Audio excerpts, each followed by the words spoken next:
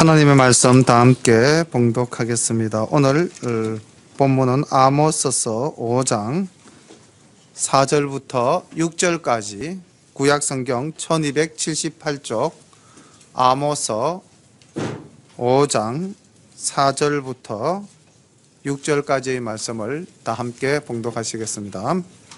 제가 말씀을 봉독하겠습니다. 여호와께서 이스라엘 족속에게 이르시기를 너희는 나를 찾으라.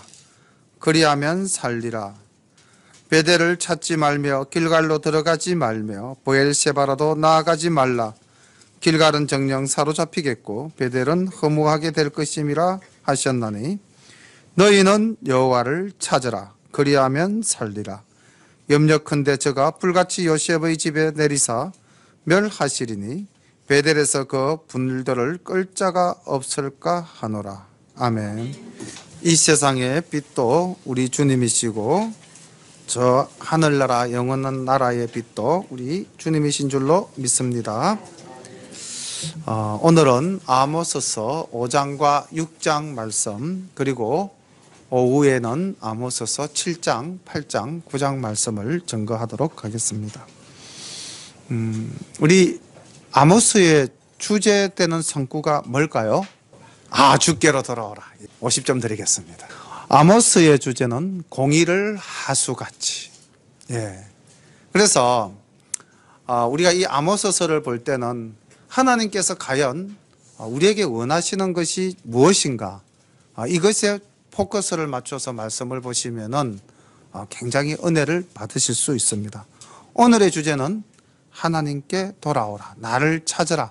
근데 왜 이렇게 하나님께서 나를 찾으라, 또 내게로 돌아오라, 이렇게 말씀을 하실까요? 그들이 제약된 세상에 빠져서 하나님께 돌아오지 않기 때문에, 또 하나님을 찾지 않기 때문에. 어떤 사람이 하나님을 찾지 않을까요? 교만한 자. 근데 그 사람이 교만하다는 것은 뭐 그냥 교만합니까? 그렇죠. 자기 스스로가 잘났다, 가진 것이 많다, 똑똑하다. 또는 어떤 사람은 이렇게도 이야기하는 사람도 있겠죠. 나는 완벽하다. 이렇게 생각하는 사람들은 교만한 사람들입니다. 그래서 그런 교만한 사람들은 자기 마음에 하나님을 모실 여유가 없어요. 그래서 그들은 하나님을 찾지를 않습니다. 오늘 말씀 속에서, 지난 시간에도 우리가 말씀을 봤지만 그 말씀 속에서 만나는 여로보암 왕 시대의 이스라엘 사람들의 삶이 얼마나 화려하고 얼마나 사치했고 얼마나 번영했는지 그 시대의 사회적 모습들을 볼 수 있었는데, 오늘 본문 속에서도 또 만나볼 수 있습니다. 그러면서 우리가 살아가고 있는 이 시대와 얼마나 비슷한가, 그리고 이 시대를 살아가는 사람들의 그 심리적 구조와 이 시대를 살아갔던 사람들의 그 심리적 구조가 얼마나 비슷한가 또 우리가 살펴볼 수도 있을 것 같고요. 그럼에도 불구하고 하나님께서는 우리를 사랑하셔서 하나님을 찾아서 이 시간 예배드리러 나온 우리 열림 가족 모든 분들에게, 또 방송으로 함께 하고 있는 분들에게도 놀라운 하나님의 은혜가 함께 임하시기를 간절히 소망합니다. 5장 1절부터 말씀을 함께 살펴보도록 하겠습니다. 이스라엘 족속아, 내가 너희에게 대하여 애가로 지은 이 말을 들어라. 처녀 이스라엘이 엎드러졌으며 다시 일어나지 못하리로다. 자기 땅에 던지움이여 일으킬 자 없으리로다. 주 여호와께서 가라사대 이스라엘 중에서 1000명이 나가던 성읍에는 100명만 남고 100명이 나가던 성읍에는 10명만 남으리라 하셨느니라. 자, 여기서 우리가 참 놀랍게 여겨지는 한 말씀이 처녀 이스라엘이 엎드러졌음. 자, 여기에 단어를 줄 거 보면 엎드러졌다, 서술어죠. 서술어인데 시제가 나옵니다. 어떤 시제입니까? 현재입니까? 과거입니까? 미래입니까? 과거죠. 엎드러졌다 이렇게 됐으니까, 그죠? 엎드러졌음이 아니까 여기서의 시제는 미래입니다. 그러니까 그럼 실제로 이 시대에 이스라엘이 망했습니까? 안 망했습니까? 망하진 않았죠. 그런데 하나님께서는 이미 어떻게 말씀하셨다? 망했다라고 말씀하고 계시죠. 예. 그러니까 하나님께서는 이미 이스라엘은 너희들의 죄악으로 말미암아 망할 수밖에 없다는 것을 강조하신 겁니다. 어떻게 보면 참 무서운 말씀입니다. 그런데 우리가 여호수아에 있어서 보면은 또 비슷한 표현이 하나 나오는 구절이 있습니다.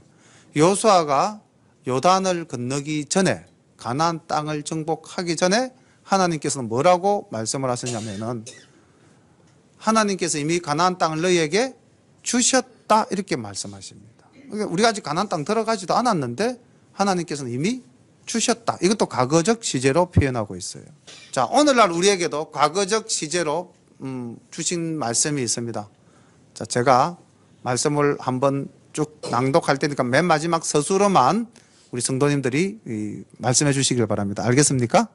하나님께서는 우리에게 구원을 약속하셨고 우리에게 천국의 소망을 주셨다.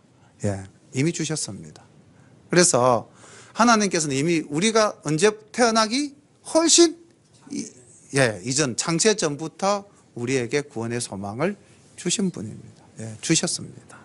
그래서 이 멸망하는 이스라엘에게는 참으로 무서운 말씀이시긴 하지만은 또 구원의 소망을 안고 살아가는 우리에게는 구원의 기쁜 소식을 이미 오래전에 주셨습니다. 이렇게 하나님께서는 그 사랑하는 자에게 또 하나님께서 그 심판할 대상에게 미리 판단하신 부분이 있으시다는 거죠. 처녀 이스라엘, 하나님은 이 이스라엘을 얼마나 사랑하셨냐면요, 그 정말 피투성이 때부터 꼭 길러서 이스라엘을 얼마나 사랑했는지를 그 에스겔서에서 잘 묘사하고 있습니다.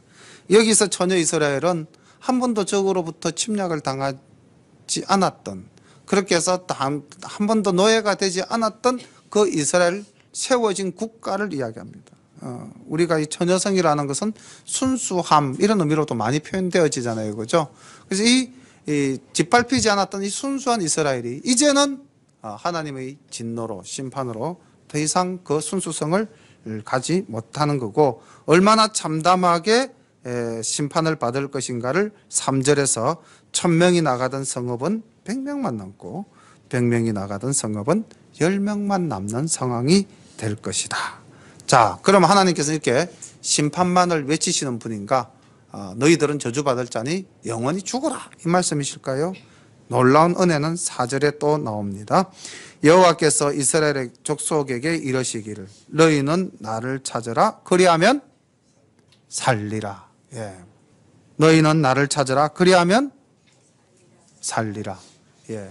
하나님께서는 우리에게 구원의 길을 열어주셨습니다. 어떻게 하면 됩니까? 하나님을 찾으면 됩니다. 베델을 찾지 말며 길갈로 들어가지 말며 브엘셰바로도 나아가지 말라. 길갈은 정령 사로잡히겠고 베델은 허무하게 될 것임이니라 하셨느니라. 자, 이 말씀이 그 시대의 이스라엘이 얼마나 잘못된 신앙관에 빠져 있었던가를 보여주는 내용이죠. 지난 설교 시간 때도 말씀을 드렸지만은 베델에는 여로보암 왕이 뭐를 쌓았던 곳입니까? 금송아지 제단을 만들어 놓았던 곳이죠. 그러니까 왜곡된 신앙의 행위를 하지 말라는 겁니다. 길갈도 여호수아 시대까지만 하더라도 굉장히 종교적인 중심지였지만은 이미 이 시대는 그 하나님의 거룩한 전들이 다 해파되어지고 왜곡되어진 신앙들이 물결처럼 넘치던 곳이라는 곳이죠. 그래서 베델을 찾거나 길갈을 찾거나 브엘셰바를 찾는다는 것은 왜곡된 신앙생활, 잘못된 종교생활을 의미하는 겁니다. 하나님과 관계가 전혀 없는, 그리고 진정성이 없는 형식적인 예배를 만약에 오늘 우리가 드리고 있다면은 바로 이것이 뭐가 될까요? 베델이 될 수도 있고 길갈이 될 수도 있고 브엘셰바도 될 수가 있는 것입니다. 우리는 온전한 마음으로 우리의 삶과 우리의 신앙이 일치하는 그러한 삶을 살면서 오늘 주님께 나와서 신령과 진정으로 예배드린다면 이곳은 하나님이 기뻐 받으시는 거룩한 성전이고 제단이 될 줄로 믿습니다. 우리는 길갈로도 베델로도 브엘셰바로도 나아오지 않고 오직 하나님의 온전한 전 앞으로 나온 자인 줄로 믿습니다. 6절 너희는 나를 찾으라 그리하면 살리라. 염려컨대 저가 불같이 요셉의 집에 내리사 멸하시리니 베델에서 그 불들을 끌 자가 없을까 하노라. 공법을 인진으로 변하며 정의를 땅에 던지는 자들아, 묘성과 삼성을 만드시며 사망의 그늘로 아침이 되게 하시며 백주로 어두운 밤이 되게 하시며 바닷물을 불러 지면에 쏟으시는 자를 찾으라. 그 이름이 여호와시니라. 그러니까 우리가 찾는 여호와, 그분은 어떤 분이신가? 8절부터 8절에 이렇게 잘 묘사되어져 있습니다. 천지를 창조하시고 온 우주를 주관하시고 이 땅의 모든 역사를 이끌어 가시는 그 하나님이시라는 거죠. 그 하나님께 우리는 나아가야 된다는 것입니다. 10절, 무리가 성문에서 책망하는 자를 미워하며 정직히 말하는 자를 싫어하는도다. 너희가 가난한 자를 밟고 저에게서 밀의 부당한 세를 취하였은즉 너희가 비록 다듬은 돌로 집을 건축하였으나 거기 거하지 못할 것이요 아름다운 포도원을 심었으나 그 포도주를 마시지 못하리라. 너희의 허물이 많고 죄악이 중함을 내가 아노라. 너희는 의인을 학대하며 뇌물을 받고 성문에서 궁핍한 자를 억울하게 하는 자로다. 그러므로 이런 때에 지혜자가 잠잠하나니 이는 악한 때임이니라. 너희는 살기 위하여 선을 구하고 악을 구하지 말지어다. 만군의 하나님 여호와께서 너희의 말과 같이 너희와 함께 하시리라. 너희는 악을 미워하고 선을 사랑하며 성문에서 공의를 세울지어다. 만군의 하나님 여호와께서 혹시 요셉의 남은 자를 긍휼히 여기시리라. 아멘.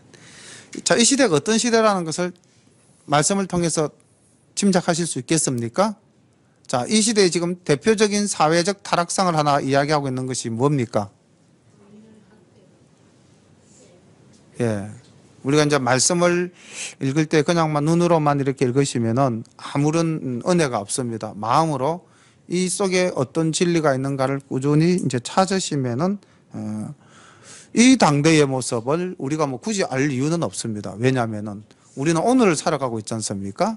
그럼 이 당대의 모습 속에서 우리는 오늘의 우리의 모습을 봐야 하거든요. 과연 여기서 나타나는 이 모습 중에서 오늘날 우리 시대와 닮은 꼴은 뭘까? 성문이라고 하는 곳이 어떤 곳입니까? 많은 사람이 들고 나고 하는 곳인데 그 성문 위에는 주로 누가 앉죠? 예, 장로들이나 권력자들이나 왕이 앉습니다. 그래서 거기서 무엇합니까? 주로 재판을 합니다. 그렇죠. 지금 계속해서 우리가 10절부터 쭉 15절까지 이렇게 보면은 성문에서 무엇을 세우라? 15절 말미에 보면은 성문에서 공의를 세우라 이렇게 기록되어져 있죠. 그렇죠. 지금 뭘 말씀하시냐면 하나님께서는 공정한 재판을 하라는 겁니다. 이 시대가 권력자들이 자기가 가진 권력을 가지고 이미 약하고 힘이 없는 사람을 짓밟는 시대라는 것을 말씀을 하고 있지 않습니까? 예. 그런데 그러한 사람들을 책망해야 될 재판관들이 어떠냐? 13절에 보면 이런 때에는 지혜자가 잠잠하다. 다시 말하면은 재판관들이 공의로 재판할 수가 없다는 겁니다. 그래서 하나님께서는 이 타락되어진 이 이스라엘 사회의 왜곡된 모습을 책망하시면서 무엇을 구하는가? 공의를 구하고 있습니다. 사실 우리가 이 땅을 살아가면서 힘이 없고 약한 사람이 제일 마지막에 기대는 곳이 어디입니까? 공정한 재판이잖아요. 그죠? 예. 내 힘으로 없을 때 재판이라도 공정하게 받아서 이것을 좀 해결해 보자. 이게 가능한 사회라면 그 사회는 어떤 사회입니까? 정의로운 사회죠. 그죠? 사람이 살만한 사회일 겁니다. 다시 말하면 그 사람이 가진 것을 가지고 판단받는 것이 아니라 정말로 사회적인 법에 의해서 판단받을 수 있다면 우리는 살만한 사회에 산다고 이야기할 수 있을 거고 그 사회에서 정말 우리는 보람을 느낄 수 있을 겁니다. 그런데 오늘날 우리 한국 사회만 보더라도 과연 이 성문에서 이루어지는 이 재판이 공정한가 공정하지 못한가, 그리고 재판을 하는 지혜자들이 과연 정의를 논할 수 있는 사회인가. 오늘날 우리 사회에도 심각한 논란이 되고 있는 것이 판사 블랙리스트라는 게 있었죠. 그죠? 예. 그러니까 정권의 입맛에 맞는 판사들은 승진에 있어서 우선순위를 주고, 정권에 뭔가 좀 이렇게 밉보이는 판사들은 승진해서 뭐 누락을 시키는. 그래서 판사들의 어떤 뭐 블랙리스트라는 게 이름을 정해가지고 쫙 짜놓은 것이 아니라, 이번에는 보면은 뭐 빨간색, 파란색, 검은색 세 가지 색깔로 판사들의 이름과 그 동향에 대해서 기록해놨고, 그것을 인사의 기준으로 활용했던 게 드러난 게 이제 이번에 판사 블랙리스트죠. 그러니까 우리 사회가 얼마나 왜곡되어졌는가, 우리 사회가 얼마나 허물어져 있는가를 단적으로 보여주는 모습 중에 하나입니다. 그런데 그 모습이 바로 이스라엘 그 시대에도 있었고, 이스라엘 그 시대에 있었던 것이 오늘날 우리 시대에도 있다고 한다면 문제는 심각하죠. 우리는 구원의 대상이 됩니까? 심판의 대상이 되는 겁니까? 이 사회는 심판의 대상이 되는 사회가 된다는 겁니다. 악한 때라는 거죠. 이럴 때 하나님께서는 14절에 너희는 살기 위하여 무엇을 구하라? 선을 구하라. 악을 구하지 말지어다 라고 말씀하고 있습니다. 우리 열린가족 여러분들은 항상 이 땅을 살면서 선을 구하고 하나님을 찾는 분이 되시기를 바랍니다. 그러면 15절 말미에 이렇게 기록되어져 있죠.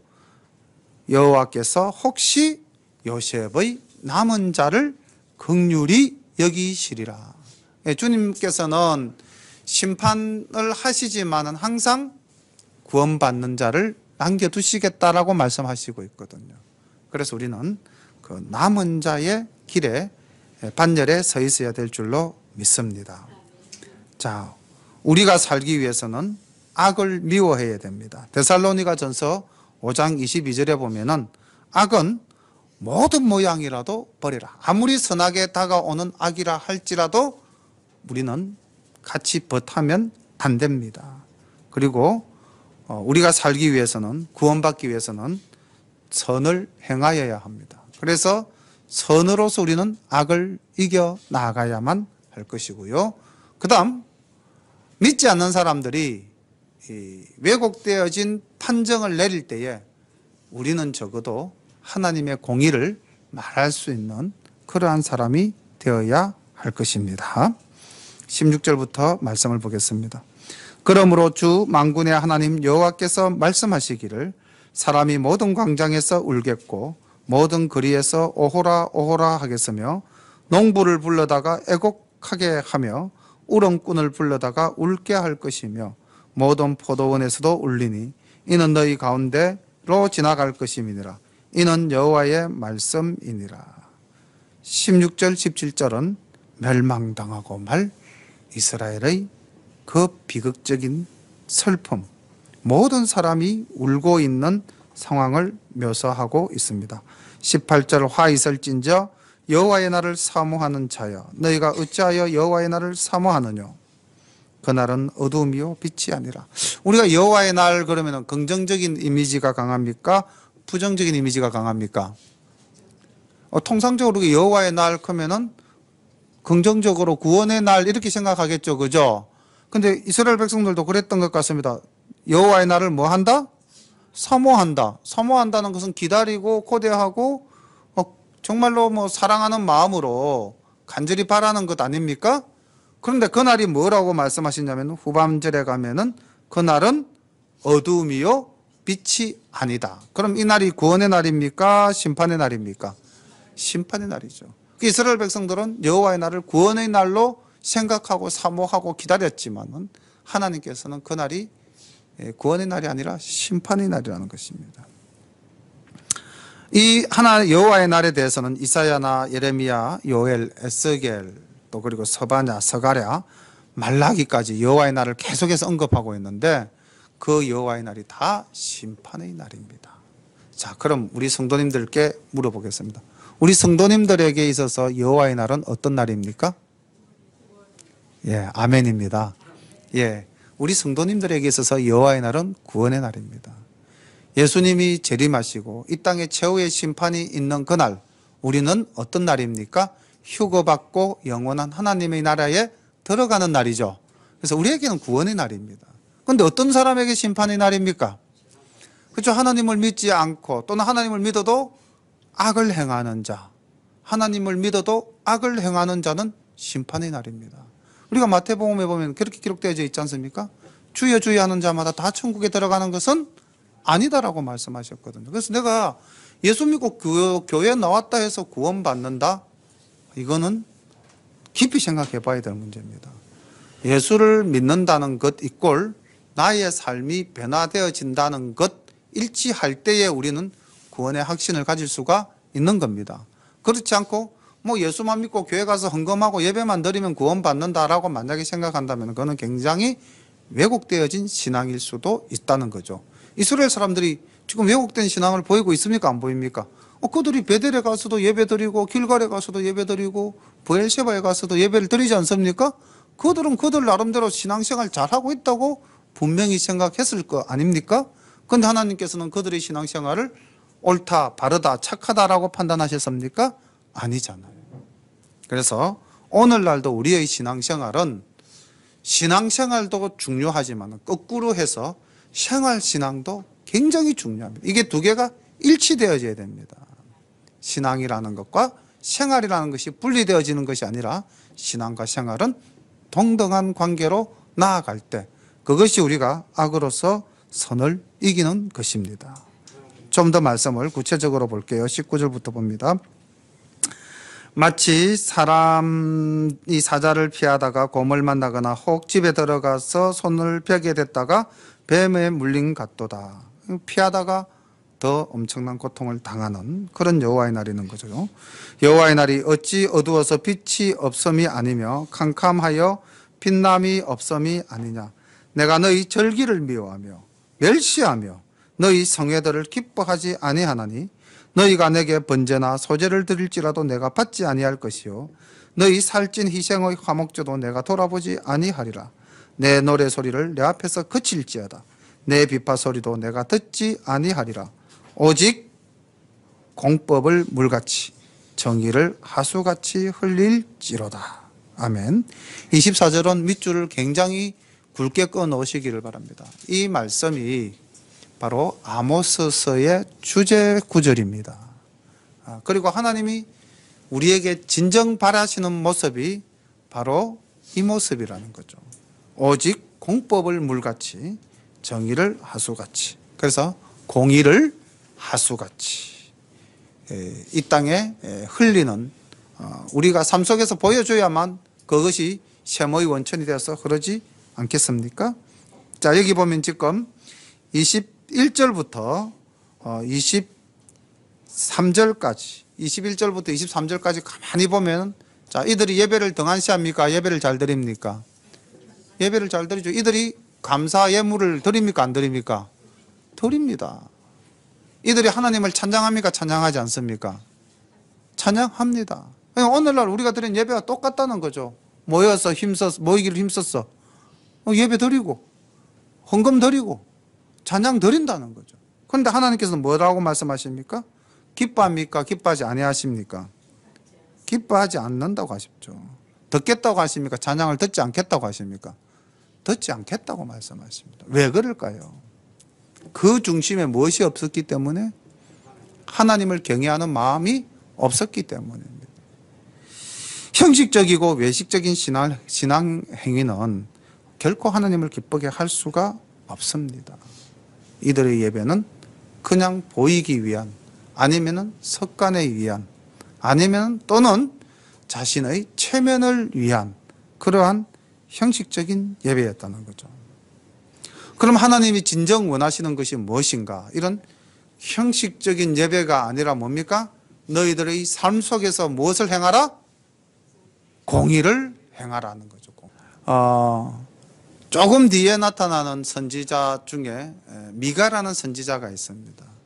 이 미가 선지자도 굉장히 사회적 정의에 대해서 민감하게 외쳤던 분입니다.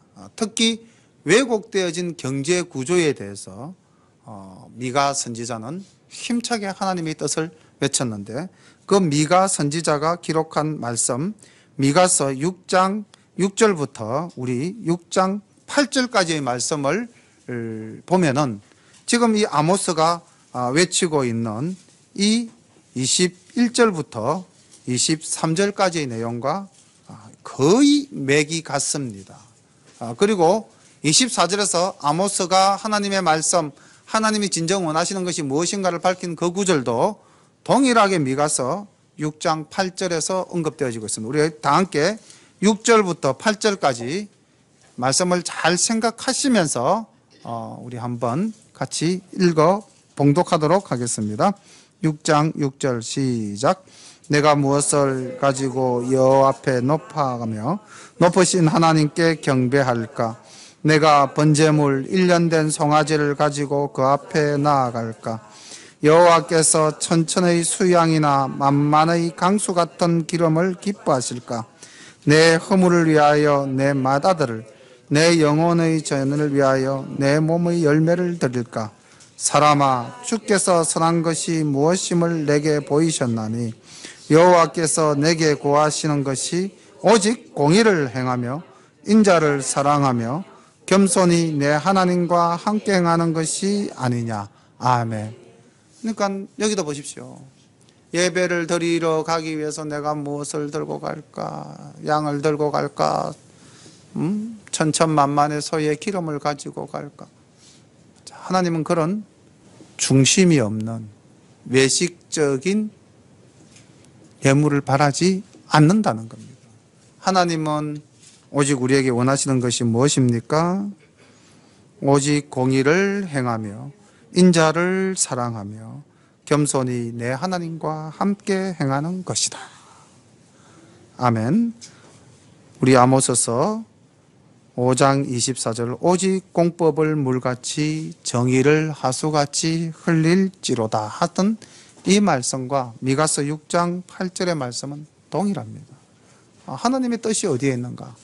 우리는 하나님의 마음을 알고 그 하나님의 마음 원하시는 것을 행하는 것이 진정 우리의 삶의 모습이 아니겠습니까? 부모가 자식을 키울 때 제일 원하는 게 뭡니까? 자식이 잘 되고 그래서 많은 것을 가지고 와서 부모를 기쁘게 하고 철철이 옷 사주고 차 사주고 그러는 것일까요? 그런 게 아닐 겁니다. 아마 부모가 진정 자녀에게 원하는 것은 인격적인 관계가 영원히 함께 하는 것인 줄로 믿습니다. 하나님께서도 진정 원하시는 것이 미가서 6장 8절에서 내 하나님과 함께 행하는 것. 아버지의 마음을 알고 그 마음을 우리가 살펴드리는 것. 그것이 가장 큰 이 땅에서의 효도이고 하나님께 대해서도 온전한 믿음인 줄로 믿습니다. 25절부터 봅니다. 이스라엘 족속아, 너희가 40년 동안 광야에서 희생과 소제물을 내게 드렸느냐? 너희가 너희 왕식국과 너희 우상 기운 곧 너희가 너희를 위하여 만들어서 신으로 삼은 별 형상을 찌고 가리라. 내가 너희를 다메섹 밖으로 사로잡혀 가게 하리라. 이는 만군의 하나님이라 일컫는 여호와의 말씀이니라. 그러니까 하나님께서 이제 다시 한 번 더 이스라엘 백성들에게 깨우침을 주십니다. 너희가 너희 조상 때부터 쭉 살아온 삶의 과정을 한번 살펴봐라. 너희 조상들이 광야 생활 40년 할 때 그들이 내게 희생의 소제물을 드렸고 내가 그것을 기쁘게 받은 적이 있느냐? 아니라는 거죠. 내가 정녕 원하는 것은 그런 번제물, 소제물이 희생의 제물이 아니라는 겁니다. 그렇지만 그들이 바치지 않았다 할지라도 하나님께서는 그들을 인도하셨다, 인도하지 않으셨다? 인도하셨다는 겁니다. 그들이 하나님께 물질을 바치지 않았지만은 하나님께서는 그들을 사랑하시고 보호하시고 인도하셨다는 거죠. 오늘날 우리의 삶은 우리의 어떤 형식적인 예배, 우리의 어떤 능력, 이것으로서 오늘날 내가 이루어져 있는 것이라고 생각한다면은 그 사람은 교만한 사람입니다. 우리가 오늘날 내가 누리고 있는 이 모든 것이 하나님의 은혜라고 고백할 때 우리는 겸손한 사람이 되는 줄로 믿습니다. 사도 바울이 이렇게 고백을 했어요. 사도 바울이 고린도전서 15장 9절에서 10절까지 이루어진 말씀 속에 이렇게 고백하고 있습니다. 나는 사도 중에 가장 작은 자라. 나는 하나님의 교회를 박해하였으므로 사도라 칭함을 받기에는 감당하지 못할 자니라. 그러나 내가 나된 것은 하나님의 은혜로 된 것이니 내게 주신 그의 은혜가 헛되지 아니하며 내가 모든 사도보다 더 많이 수고하였으나 내가 한 것이 아니요 오직 나와 함께 하신 하나님의 은혜로라. 아멘. 우리도 이런 고백을 해야 되지 않겠습니까? 사도 바울이 사도가 될 수 있는 자격이 전혀 없는 자였지만은 하나님의 은혜로 사도가 되었고, 내가 그 하나님의 은혜를 힘입어서 죽기까지 매를 맞아가면서 복음을 전거했잖아요. 다른 사도보다도 더 열심으로 노력해서 내가 많은 이방의 선교를 했습니다. 많은 교회를 세웠어요. 아시아에서부터 유럽까지, 로마까지 교회를. 그 당시 로마라는 국가 대제국의 수도 중심지에까지 교회를 세운 이 바울이 내가 하였노라가 아닙니다. 이 모든 것은 오직 하나님의 은혜로요. 우리가 살아가면서 이 고백만 할 수 있다면은 우리는 하나님의 마음을 아는 자요, 하나님과 동행하는 자가 될 줄로 믿습니다. 예, 우리의 힘으로 된 것이 아니라 하나님의 은혜로 된 것입니다. 6장 말씀을 보겠습니다. 화 있을진저 시온에서 안일한 자와 사마리아 산에서 마음이 든든한 자 곧 열국 중 우승하여 유명하므로 이스라엘 족속에 따르는 자들이여, 너희는 갈레에 건너가고 거기서 대하마스로 가고 또 블레셋 사람의 가드로 내려가 보라. 그곳들이 이 나라들보다 나으냐? 그 토지가 너희 토지보다 넓으냐? 너희는 흉한 날이 멀다 하여 강포한 자리로 가까워지게 하고 상하상에 누우며 침상에서 기지개를 켜며 양떼에서 어린 양과 우리에서 송아지를 취하여 먹고 비파에 맞추어 헛된 노래를 지절거리며 다윗처럼 자기를 위하여 악기를 제조하며 대접으로 포도주를 마시며 귀한 기름을 몸에 바르면서 요셉의 환난을 인하여는 근심치 아니하는 자로다. 1절부터 6절까지 한번 보십시오. 이스라엘이 얼마나 화려하게 살았습니까? 얼마나 사치했습니까? 상아로 만든 궁에서, 또 상아로 만든 침상에 누웠어. 포도주를 마시고 기름을 몸에 바르고, 예. 그러면서 요셉의 환난, 히브리어로 셰베르 요세프라는 말인데, 이 요셉의 환난은 온 민족적 심판, 예. 그러니까 이스라엘의 이 말 궁극적인 심판을 말씀을 하는 거죠. 그러니까 너희들이 이렇게 부귀와 사치와 향락에 빠져서 너희들에게 이 말 심판을 전혀 생각하지 않는 자로다. 사람이 물질이 많을 때, 뭔가 잘 나갈 때는 그 도취되어 버리잖아요. 빠져버리잖아요. 돌아보지를 못하잖아요.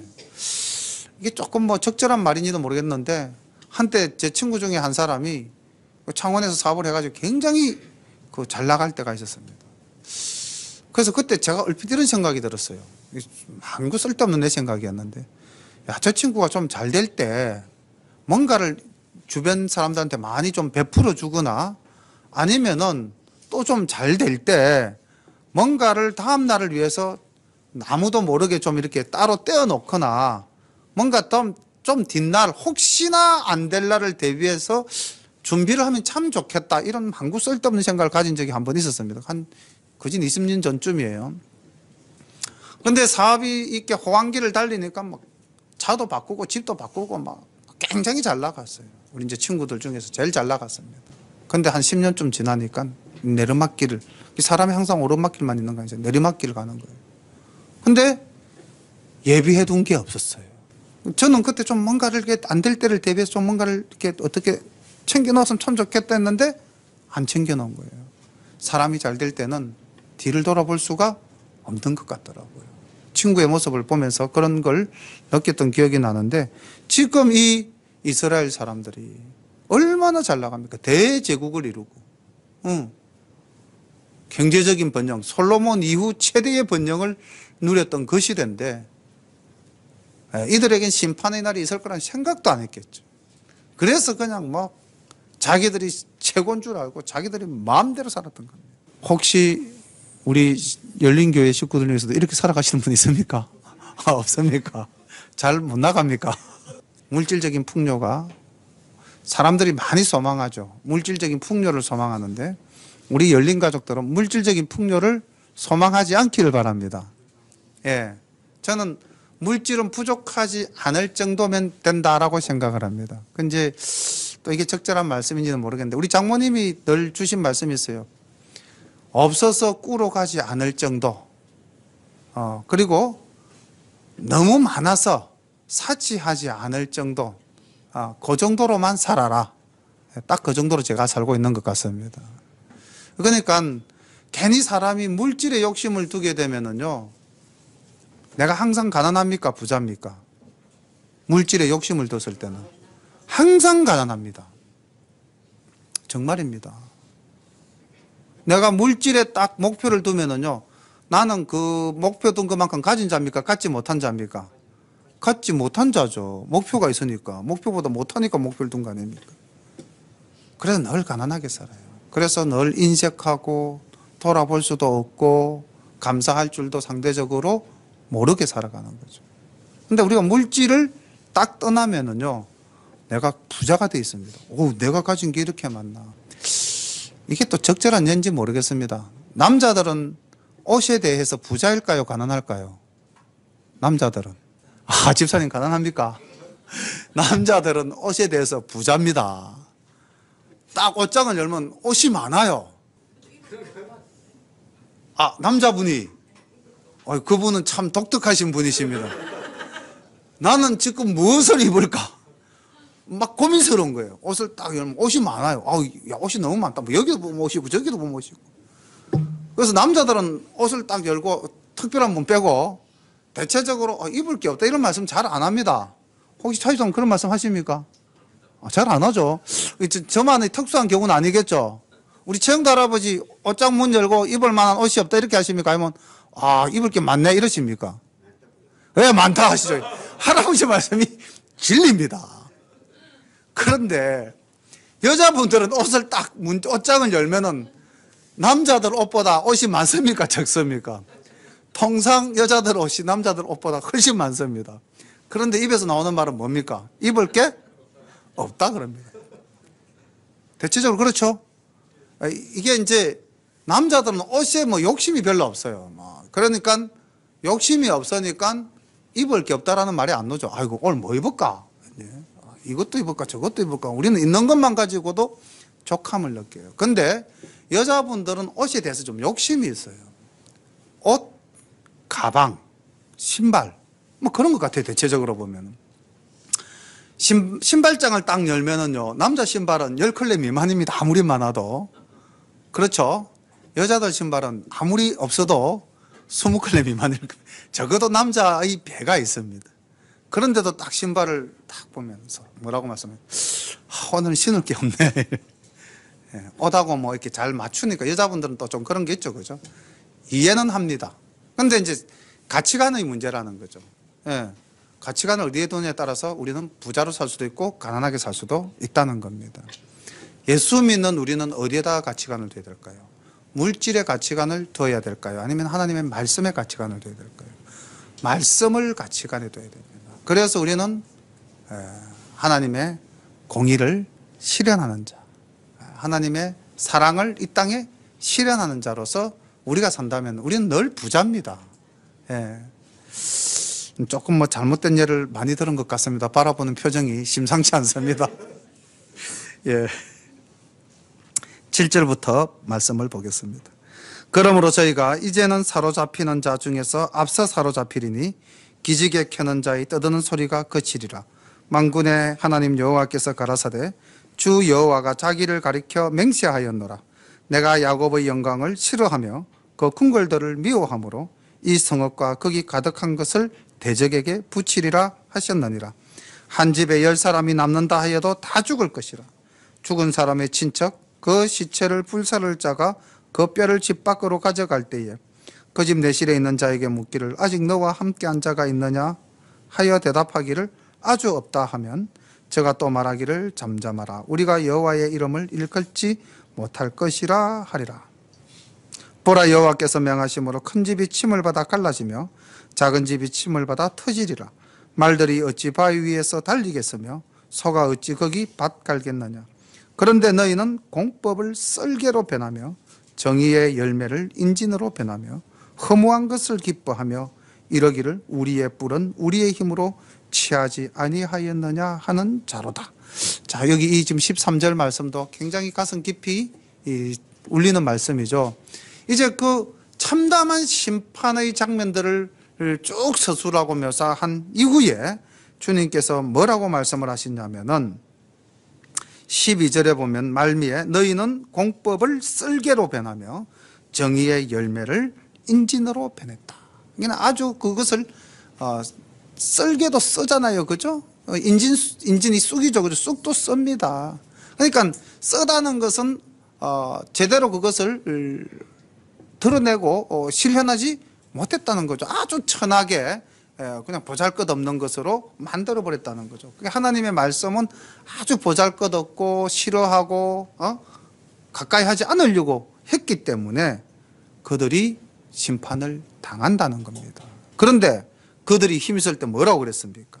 13절에 그들이 허무한 것을 기뻐하였다. 그다음 세상 물질과 부귀영화를 기뻐했다는 거죠. 그건 일시적인 겁니다. 그것을 기뻐하면서 뭐라고 외쳤느냐? 우리의 뿔은 우리의 힘으로 취하지 아니하였느냐. 우리 그 제단의 뿔 알죠, 그죠? 제단의 뿔은 권위고 그 다음에 가장 힘의 상징입니다.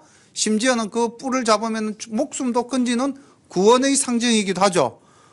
자기를 구원할 것, 자기의 힘, 자기의 능력, 이 모든 것을 누가 이루었다? 내가 이루었다 하는 자들이었다는 거죠. 교만이 극에 달했던 자들입니다. 겸손을 몰랐던 자들입니다. 만군의 하나님 여호와께서 가라사대 이스라엘 족속아 내가 한 나라를 일으켜 너희를 치리니 저희가 하맛 어기에서부터 아라바 시내까지 너희를 학대하리라 하셨느니라. 이 말씀을 보면은 이제 하나님의 심판은 피할 수가 없고요. 하나님의 심판은 이미 과거적 시제로 하나님께서는 이미 이루셨습니다. 시기만 남았을 따름이죠. 그런데 이스라엘 백성들은 끝까지 현실에 도취되어져서 하나님께서 행하실 일에 대해서 그들은 전혀 모르고 지내다가 결국은 BC 722년에 아시리아에 의해서 멸망당하고 맙니다. 오늘 우리는 이 말씀들을 보면서 이 시대가 어떤 시대입니까? 물질적인 풍요로 거의 제가 생각할 때는 앞으로 한 10년, 20년까지는 대한민국이 최고의 정점을 찍지 않겠느냐. 예. 이제 그리고는 우리도 서서히 내리막길을 분명히 걸을 겁니다. 대한민국도. 왜냐하면은 인구가 줄고 있잖아요. 지금 우리 교회 학교 없는 교회가 무지 많다 그러더라고요. 대형 교회인데도 주일 학교가 안 된다. 다시 말하면 아이도 없고 또 아이를 교회로 데리고 오는 부모도 상대적으로 없고, 옛날에는 부모들이 아이들 깨워서 호좀 이렇게 탁 좀 손에 교회 헌금 지어서 교회 가라고 막 이랬는데, 우리 때만 하더라도. 요즘은 애가 잠다고 뭐 싫어 그러면 아이고 그래 더 자라 이러잖아요. 믿는 부모가. 예, 안 믿는 부모가 그러는 것이 아니라 믿는 부모가. 그러니까 교회 학교가 지금 없어져 가는 거예요. 근데 우리 교회는 올해 교회 학교가 지금 조금씩 부흥이 돼가요. 예. 없었던 여학생도 갑자기 오고요. 오늘은 또 우리 고등부도 한 명 왔어요. 예. 예. 또 보조 선생님도 한 분이 오셔가지고 새해부터 막 도와주십니다. 우리는 물질적인 풍요 속에서 이스라엘 백성들이 헛되게 지절거렸던 그런 풍요 속의 그 향락과 쾌락을 일삼지 않고 오직 하나님의 날을, 우리는 심판의 날이 아닌 구원의 날로 정말 소망하며 하나님 기뻐하는 삶을 살면서 결단코 이스라엘을 본받지 않는 그런 우리 열린 가족 다 되시기를 소망합니다. 기도드리겠습니다. 하나님 우리 아버지 은혜를 감사합니다. 오늘 저희들이 누구보다도 부자로 살게 하시는 귀한 말씀을 허락해 주심을 감사합니다. 우리가 하나님을 아버지로 모실 때 이 세상 모든 것을 창조하시고 이 세상 모든 것의 소유주 되시는 하나님 아버지를 우리의 아버지로 모셨으니 우리는 부자 아버지의 아들로서 얼마나 부유합니까? 하나님 아버지와 늘 함께 동행하며 하나님의 말씀에 따라서 공의를 실현하며 하나님의 사랑을 실천하는 그러한 하나님의 자녀로서 이 땅에서 정말 하나님을 기쁘게 하는 우리들의 삶을 살아가는 우리 모두가 될 수 있도록 인도하여 주옵소서. 예수님의 이름으로 감사하며 기도드립니다. 아멘.